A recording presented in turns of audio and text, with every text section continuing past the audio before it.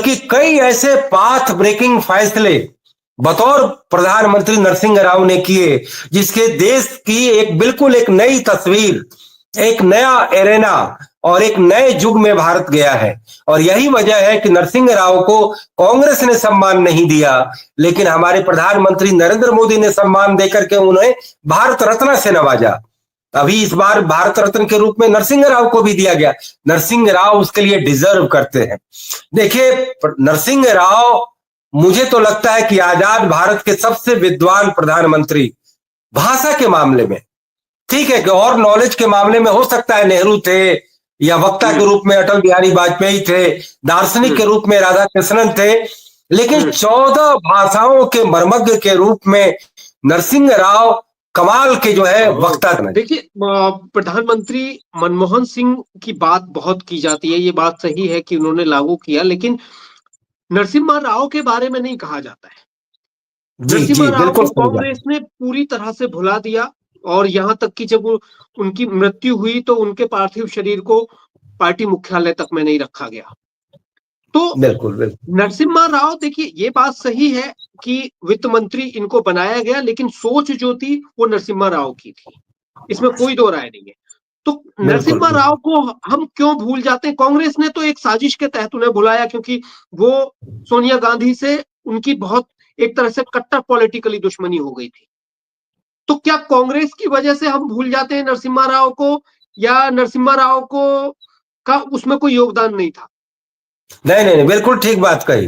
देखिए, नरसिंह राव का योगदान न केवल मनमोहन सिंह को वित्त मंत्री बनाकर भारतीय अर्थव्यवस्था की पूरी तस्वीर चेंज करने के लिए उनको दिया जाएगा, बल्कि कई ऐसे पाथ ब्रेकिंग फैसले बतौर प्रधानमंत्री नरसिंह राव ने किए जिसके देश की बिल्कुल एक नई तस्वीर, एक नया एरेना और एक नए युग में भारत गया है। और यही वजह है कि नरसिंह राव को कांग्रेस ने सम्मान नहीं दिया, लेकिन हमारे प्रधानमंत्री नरेंद्र मोदी ने सम्मान देकर के उन्हें भारत रत्न से नवाजा। अभी इस बार भारत रत्न के रूप में नरसिंह राव को भी दिया गया। नरसिंह राव उसके लिए डिजर्व करते हैं। देखिए, नरसिंह राव, मुझे तो लगता है कि आजाद भारत के सबसे विद्वान प्रधानमंत्री भाषा के मामले में, ठीक है कि और नॉलेज के मामले में हो सकता है नेहरू थे, या वक्ता के रूप में अटल बिहारी वाजपेयी थे, दार्शनिक के रूप में राधा कृष्णन थे, लेकिन 14 भाषाओं के मर्मज्ञ के रूप में नरसिंह राव कमाल के वक्ता थे। और वह हिंदी में भी लाजवाब भाषण देते थे, अंग्रेजी के भी जानकार थे। अटल बिहारी केवल हिंदी में तकरीर कर सकते थे, अटल बिहारी बाकी कोई लैंग्वेज, अंग्रेजी के भी कोई ज्यादा जानकार नहीं थे, लेकिन नरसिंह राव के 14 भाषाओं में पूरी पकड़ थी। नरसिंह राव ठीक है कि धुर राजनीतिज्ञ थे, लेकिन राजनीतिज्ञ के रूप में नरसिंह राव का एक अलग डेडिकेशन था, एक कमिटमेंट था। वो कांग्रेसी थे, लेकिन भारत देश के हित में वो कांग्रेस की आइडियोलॉजी से विलग जाकर के भी उन्होंने कई फैसले लिए।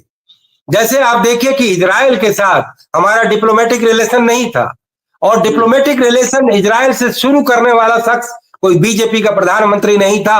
प्रधानमंत्री कांग्रेसी प्रधानमंत्री नरसिंह राव थे। नरसिंह राव ने पंजाब, जो एक तरह से कांग्रेस के लिए नासूर बना हुआ था, देश की अखंडता के लिए एक बहुत बड़ा समस्या था, पंजाब एकॉर्ड करने वाला व्यक्ति नरसिंह राव, और मुख्यमंत्री बेअंत सिंह ने पंजाब को पटरी पर लाया, वो नरसिंह राव का काल था। असम में जो इतना बड़ा जनसंख्या को लेकर के, अप्रवासी जनसंख्या को लेकर के, माइग्रेंट पॉपुलेशन को लेकर जो वहां इतना लंबा विद्रोह और आंदोलन चला, उसको भी एकॉर्ड करने वाला व्यक्ति नरसिंह राव। मंडल को लेकर के जो आग सुलगी हुई थी, जो बीपी सिंह ने शुरू किया, और जो देश में जो तनाव और जो जातीय विग्रह आया, सुप्रीम कोर्ट के मार्फत उसे भी सॉर्ट करने वाला जो क्रेडिट अगर हम देंगे तो पीवी नरसिंह राव को देंगे। इसके अलावा जो मंदिर का इश्यू आया, तो मंदिर के इश्यू में चाहे जो भी कह लें, एक कहीं ना कहीं एक शुरुआत, एक सही रास्ते की शुरुआत राम जन्मभूमि मंदिर को अगर कहीं मिलता है तो प्रधानमंत्री नरसिंह राव के कार्यकाल में ही मिलता है। तो और इकोनॉमी का तो आप सब जानते हैं कि इकोनॉमी को लेकर के उन्होंने क्या फैसले लिए। अब चूंकि वो बहुत हाई प्रोफाइल प्रधानमंत्री नहीं थे, और कांग्रेस के जितने राजवाड़े सामंत या जितने बड़े मठाधीश थे, सबको उन्होंने एक एक करके करना शुरू किया। तो कुल मिलाकर के हाई प्रोफाइल नहीं होने की वजह से उन पर एक छोटे छोटे प्रधानमंत्री के रूप में एक छोटे छोटे भी भ्रष्टाचार के आरोप लगाए गए। हो सकता है उसके पीछे कोई साजिश हो। मैं तो नरसिंह राव जब प्रधानमंत्री थे तो मुझे प्रधानमंत्री के निवास में भी जाने का मुझे सौभाग्य मिला था कि एक रेड्डी थे कोई लीडर आंध्र प्रदेश के, और उनका कोई किताब का लोकार्पण था। तो मैं एज ए जर्नलिस्ट उस समय में गया था, तो मैंने देखा नरसिंह राव की कितनी लो प्रोफाइल में वो प्रधानमंत्री के रूप में रहते थे, लेकिन देश ने नरसिंह राव के योगदान का प्रतिदान नहीं दिया। और ये बड़ी सही बात है कि कांग्रेस पार्टी ने उन्हें नक्कार खाने में फेंक दिया। लेकिन डॉक्टर मनमोहन हमेशा कहते रहे कि वह राजनीति में अगर आए तो वह नरसिंह राव की बदौलत आए, लेकिन वह उनके गुरु नरसिंह राव ने सोनिया और राहुल की कांग्रेस को एक्सेप्ट नहीं था, लेकिन मनमोहन सिंह एक्सेप्ट थे, इसीलिए कि डॉक्टर मनमोहन से उन्हें कोई खतरा नहीं था। डॉक्टर मनमोहन सिंह मुखौटा थे, पॉलिटिकल लड़ाई सारी सोनिया गांधी लड़ती थी, यूपीए लड़ता था, और यही वजह है कि डॉक्टर मनमोहन कभी चुनाव नहीं जीते। एक बार साउथ दिल्ली से चुनाव लड़े, हार गए, और वो असम से उनको राज्यसभा का हमेशा जो है उम्मीदवार बनाया गया। तो कुल मिलाकर के जो पॉलिटिकल फैसले थे वो हमेशा सोनिया करती रही, जो रूटीन के काम थे वो डॉक्टर मनमोहन करते रहे।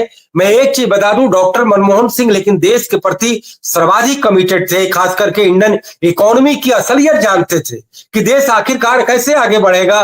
जो देश में एक लेफ्ट जो नैरेटिव चलता था कि सारे पूंजीपति चोर हैं, टाटा, बिरला, रिलायंस, इन सबको खत्म करो देश बदल जाएगा, तो इसको लेकर के पार्लियामेंट में भी बड़ी घनघोर बहस हुआ करती थी। मुझे याद है कि एक बार वित्त मंत्री के रूप में मनमोहन सिंह भाषण दे रहे थे, तो उन्होंने WB का जिक्र किया, तो बोले this WB is not World Bank, rather this is West Bengal. तो वेस्ट बंगाल के वो सारे MP ठहाका लगा करके हंसने लगे, कह रहे थे कि आप भी देश के प्रति कमिटेड हो और हम भी देश के प्रति कमिटेड हैं, तो इसीलिए हम लोग आपस में ज्यादा नोक झोंक ना करें। तो ऐसे में आप यह मानिए कि डॉक्टर मनमोहन सिंह का जो कमिटमेंट था देश के प्रति वो हमेशा था, लेकिन पार्टी के रूप में उन्होंने कांग्रेस के साथ कभी विश्वासघात इसलिए नहीं किया कि इतिहास में अगर प्रधानमंत्रियों की लिस्ट में जिस व्यक्ति का नाम जुड़ा है जो कि पॉलिटिकल नहीं था, पॉलिटिकली करेक्ट नहीं था, वो एक अलग बैकग्राउंड के आदमी थे, वो तो बीजेपी के भी कई पॉलिसीज की सार्वजनिक रूप से तारीफ कर दिया करते थे। ये बात अलग है कि बीजेपी के लोग मनमोहन की कभी तारीफ नहीं करते थे, वो इसीलिए कि वो टैग थे कांग्रेस के साथ। लेकिन नरसिंह राव की तारीफ बीजेपी करती है इसलिए कि सोनिया ने उन्हें जो अछूत बना करके रख दिया। तो डॉक्टर मनमोहन सिंह का आप कुछ भी कह ले, इतिहास में वो एक बड़े निर्णायक व्यक्तित्व के रूप में निश्चित रूप से याद किए जाएंगे और याद किए जाने चाहिए, क्योंकि देश की जो पूरी इकोनॉमिक रिजीम है उसको उन्होंने बदलने का काम किया।